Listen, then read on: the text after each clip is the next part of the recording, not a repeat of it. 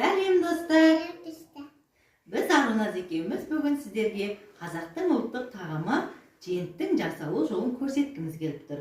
Ең алдымен біз жент жасау үшін май, ірімшік, прәндік, тары жармасы және тары қант дайындап аламыз. Ірімшік пен прәндікті алдын ала еттартқыштан өткізіп ұнтақтап аламыз. Енді қызым екеуміз жент жасауға кірісейік. Қанеки, мына тарыны салайық. Мен салам. Сала ғой. Ал, сал Қанеки. Я. Қане көп тары әлі. Тары. Олжақ жарма. Иә? Ірімшігімізді саламыз. Иә. Прәндігімізді саламыз. Қантымызды саламыз.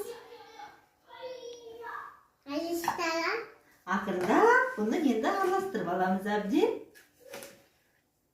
Иә. Ақырындап араластырамыз қызым. Иә. Дұрыстап араластырамыз. Ортасын ашамыз енді. Ортасын ашамыз. Енді қасығымды тарта тұр. Май береміз, иә? Майсыз.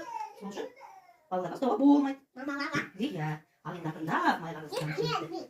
Ал, араластыра ойнашық. Әбден маймен бірге араластыруымыз керек. Өкпе араластыруымыз керек қызым. Иә.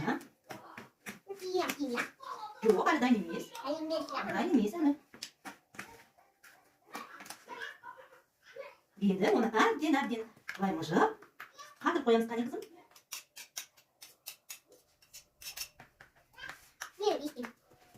Ал. Дәмді болады. Міне достар, біздің тамағымыз қазақтың ұлттық тағамы жент дайын. Бұны бір күн тындырып қоямыз, ертеңінде үстелге дастарханға салуға дайын болады.